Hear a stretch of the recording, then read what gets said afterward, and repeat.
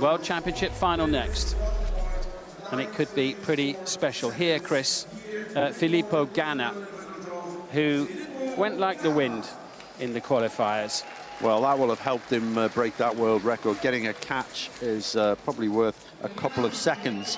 And that's worthy of note, actually, because for 1.9, absolutely smashed his own world record. But it means with that catch, it may change things. Ashton Lambie, who he's up against from America, wasn't that far behind. He was a world record holder himself not long ago. 1.7 seconds between them, but that catch makes a big difference. So it could be a classic final. Could be a classic final here. Filippo Ganna, 23 years of age, races on the road as well for Team Ineos. 3 times the individual pursuit champion, the last 2 years, and also in 2016 in London, and he was second in the year that he didn't win. And as we just saw, the new world record level posted by himself in qualifying, and Ashton Lambie from the United States.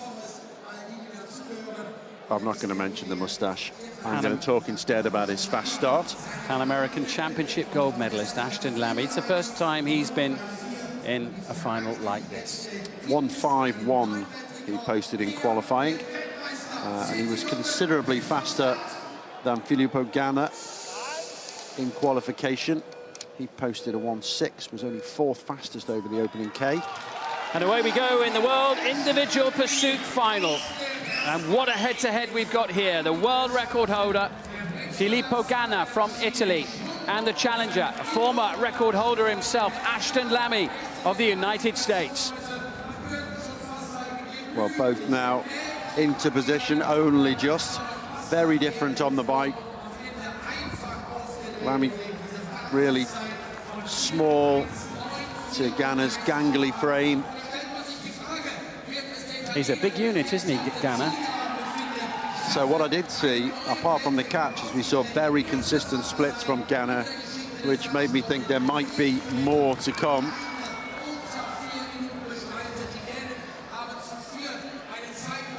Well, there's nothing in it at all at the moment. Unfortunately, we're not being given any of the splits early on here. We can call this one by eye. Well, they're up now.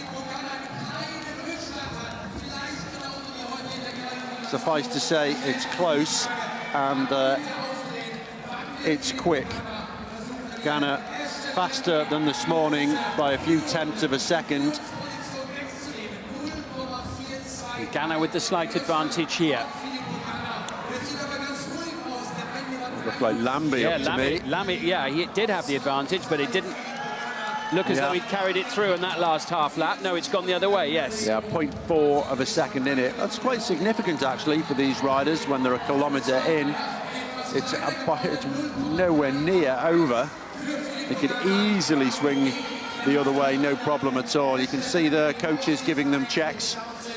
Probably on their own schedule at this early stage, but the last kilometre, it'll all be on what's happening with the opposition. 0.3 of a second, and Lambie's really doing a ride here. That catch, remember, for Ganna, distorted things a little bit.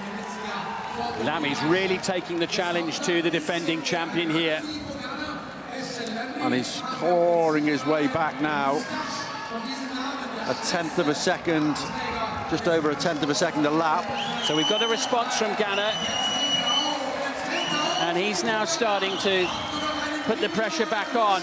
Having lost a little bit of ground, the last 2 or 3 laps, Ganna has come right back. He's close to world record pace, slightly off it, on about a 4.2 at the moment. Lambie's raised his game a little bit, I would say. But Ganna now just into the lead, but edging away. And it's a real test now for Ashton Lambie in his first World Championship final. Ganna's been there before, looking for title number 4. 3:03 we're looking for at the 3 kilometre mark, if he's to beat his own world record. And it is a 3:03, a longer one to be sure. And he's not going to get the catch this time, so we're looking at about a 4.2. And it's getting away from the American now as Ganna really winds it up into the closing stages. He's got 3 laps to go. 3 laps from the world title. Lamy is doing a fantastic ride. At any other time against anybody else, he'd be by far the world champion, but not up against this man. Something special, Ganna. Well, in terms of the pace, this is the best final we've ever seen in individual pursuiting, I think. And Filippo Ganna chasing Ashton Lamy down here as he takes the bell. Just 250 metres to go. It's been a tremendous final. We're looking at the man who's going to claim the gold medal here, Filippo Ganna. 4:01.934 is the time to beat. Here comes Ganna now into the finishing straight, up to the line. He sits up and crosses the line in 4:03.875. Lamy put up a superb challenge, but in the end was beaten by the better man on the day. Filippo Ganna is the world champion for the 4th time. Ashton Lamy from the United States leaves these World Championships with a silver. But what an individual pursuit competition we have seen here. And what a great champion in this event Filippo Ganna is proving to be. Well, he's made it his own, hasn't he? Lamy did everything to get into the final. A 4:08.08 is still the 2nd fastest time of this round. Ermino 4:09 and just managing to get a bronze. Incredible how fast they are now. But for as long as he could and for a long time, Lamy made a really good final distance, event. yeah.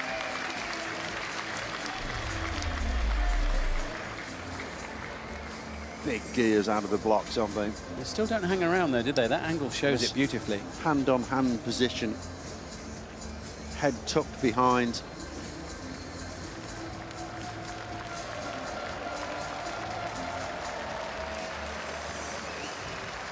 Could see the opposition, knew he'd got it, could enjoy the last few seconds.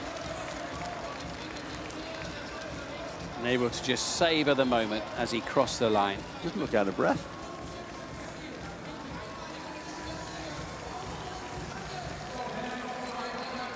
That 4-minute barrier still waiting to be broken. It's been discussed. It's been discussed. It's not far away now.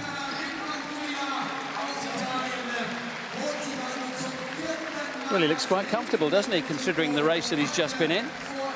Filippo Ganna. He could do us the courtesy of being out of breath. I mean, that's what you're supposed to look like.